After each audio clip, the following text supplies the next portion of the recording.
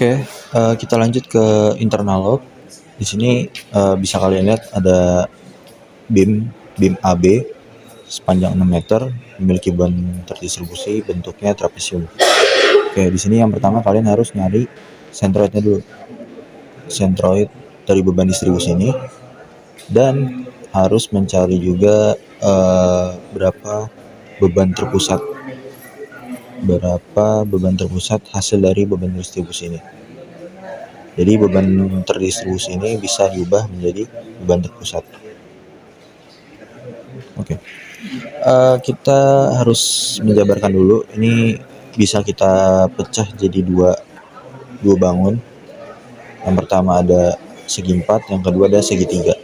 Oke, yang pertama berarti kita harus cari komponen apa? Komponen luasan, komponen centroid lokal dari bidang masing-masing bidang, lalu perkalian dari luasan dengan centroid. Ini kita bikin tabel aja biar mempermudah.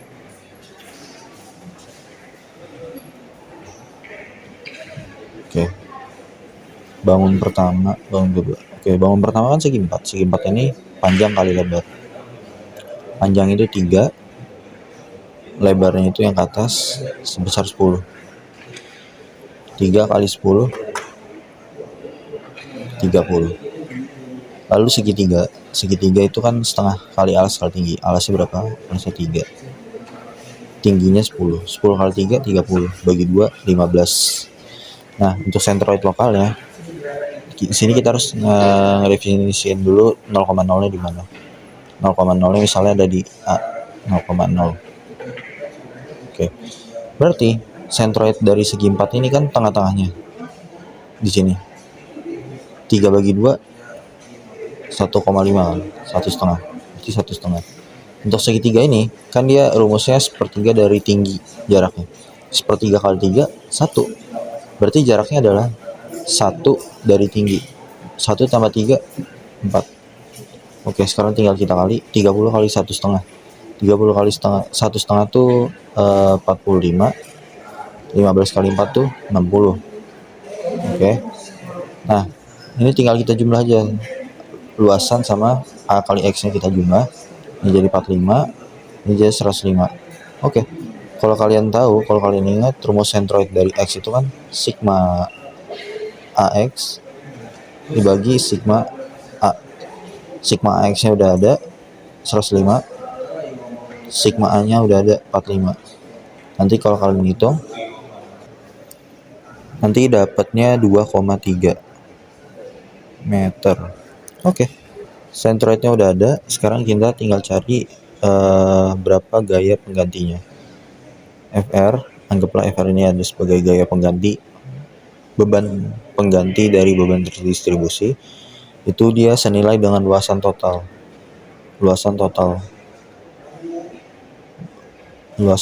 beban terdistribusi. Luasan totalnya adalah luasan trapesium total ini 45 kilonewton. Oke, udah dapat FR udah ada, centroid X udah ada. Selanjutnya kita cari reaksi tumpuan.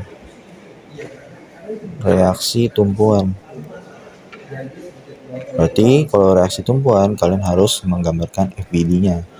FBD-nya berarti seperti ini lah. Kurang lebih agak ini.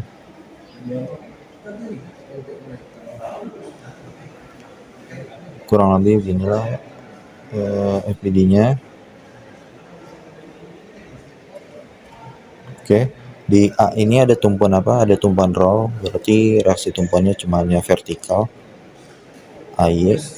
Lalu di titik B ini adalah pin, berarti ada 2 reaksi tumpuan secara vertikal BY dan secara horizontal BX. Lalu di sini kita udah tahu nih beban terdistribusi ini bisa kita ubah menjadi beban terpusat. Nah, ini jadi beban terpusat berarti nilainya adalah 45 kilonewton. Jaraknya adalah 2,3 dari titik 0,0 yang tadi. Kan titik 0,0-nya ada di A. Berarti dari sini 2,3. Panjang totalnya adalah 6. 6 meter. Oke, FPD-nya udah kita gambarin, sekarang kita bikin reaksi tumpuan. Reaksi tumpuan tuh kan yang pasti ada tiga lah ya, sigma fx, sigma fy, sama sigma momen, karena dalam keadaan setimbang. Oke. Yang pertama, sigma fx sama dengan 0. Di sini gaya yang ada di FBD. Oh ya, sebelumnya kalian harus mendefinisikan dulu arah mana aja yang bernilai positif. Yang pertama ke kanan, ke atas, ke kanan, dan searah jarum jam. Jika dia momen, dia akan bernilai positif. Kalian harus bikin perjanjian tanda agar tidak bingung. Sigma fx sama dengan 0. Gaya yang bekerja di sumbu x ini cuma ada bx dan tidak ada gaya lainnya, maka 0. Lalu sigma fy-nya ini sama dengan 0.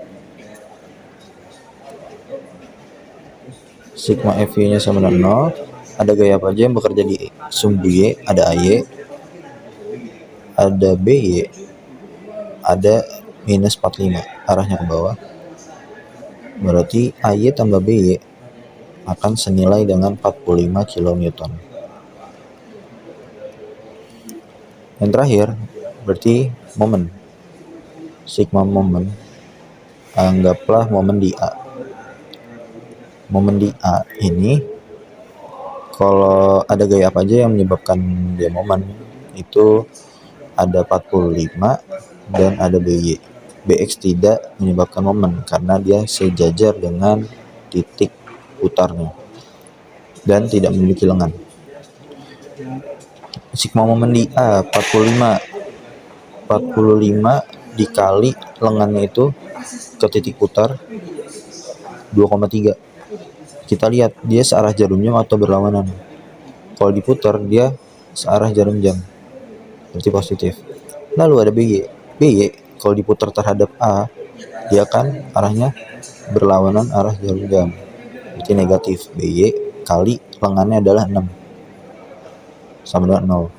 Oke, by sama dengan 45 kali 2,3 dibagi 6. Nanti kalian dapat 17,25 kN. Kalau by-nya segini, maka ay-nya adalah 45 kurang 17,25. ay sama dengan 45 kurang 17,25. Maka nanti akan dapat 27,75 kN. ay udah ada, by udah ada. Jadi reaksi tumpuan udah kita dapat. Sekarang kita masuk ke internal load.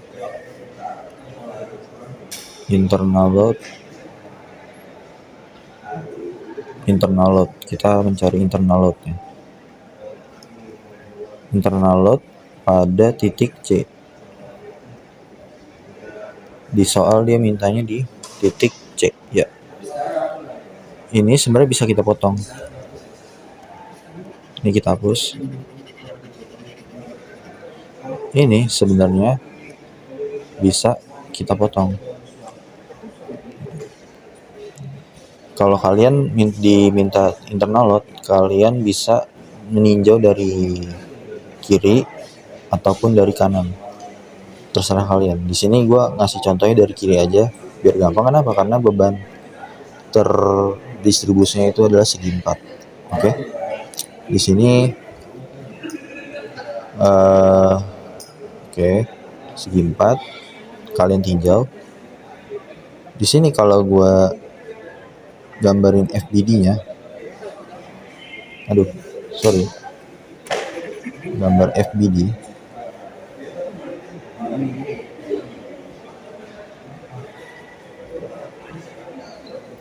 Gambar FBD-nya, anggaplah ini potongan dari C, ini A. Maka kan gaya dalamnya kan ada normal C, geser C, sama momen C. Di sini bebannya itu adalah beban terdistribusi. Beban terdistribusi sebesar 10 kN per meter. Karena kita potong tadi sembarang, maka ini akan senilai X. Kita potongnya sembarang karena kita nggak tahu berapa nilainya. Oke. Maka ini di A ini kan tadi ada reaksi tumpuan AY dan karena dia roll AY dong. Maka ini bisa kita pakai kesetimbangan lagi, rumus kesetimbangan. Sigma Fx sama dengan 0. Oke.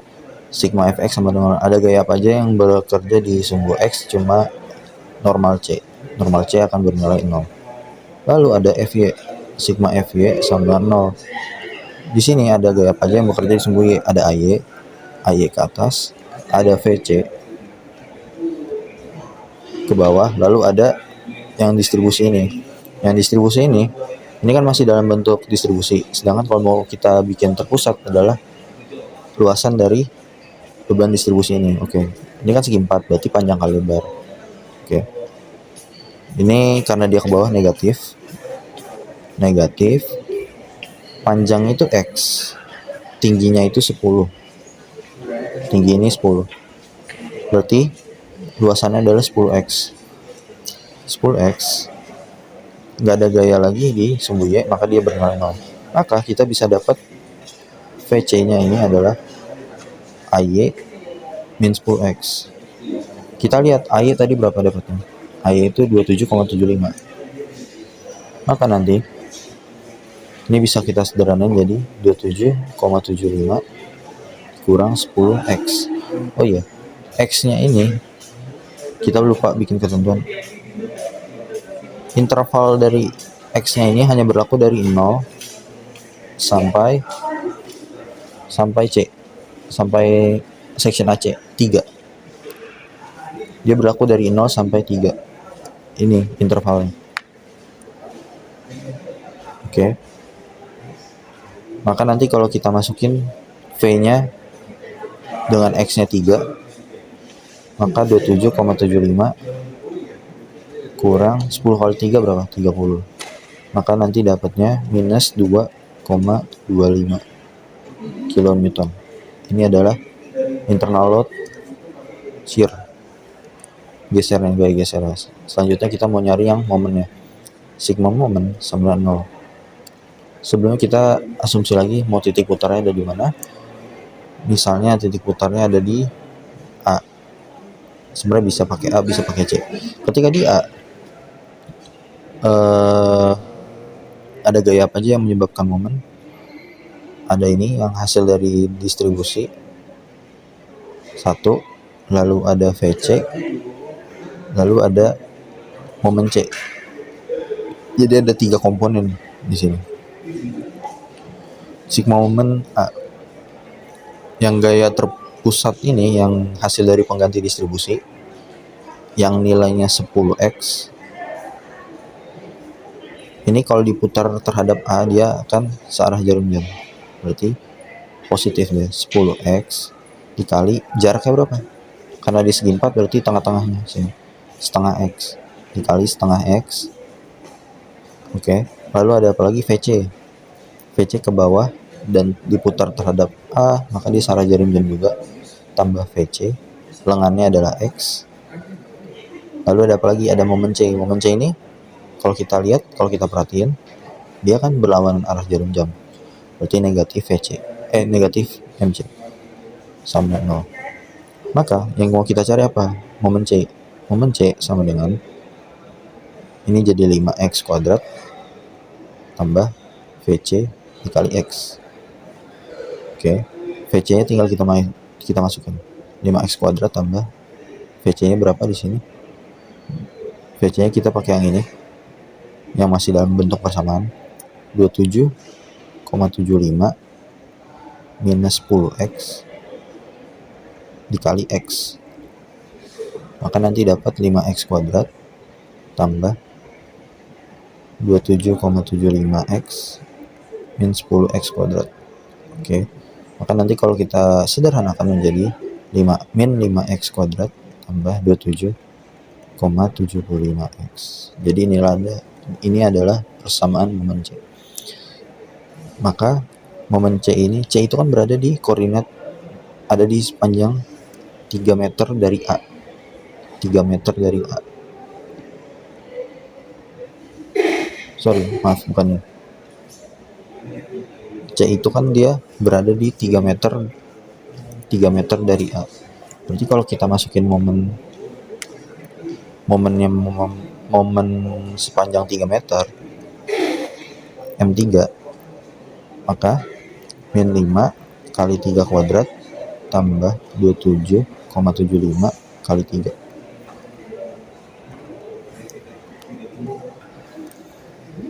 Maka nanti dapatnya 38,25 kilonewton meter. Maka besaran momen di titik C itu adalah sebesar 38,25 kilonewton meter. Lalu besaran gaya geser di C itu adalah minus 2,25 kilonewton. Dan besaran normal di titik C adalah 0 kilonewton. Ini adalah hasil dari internal load. Seperti itu.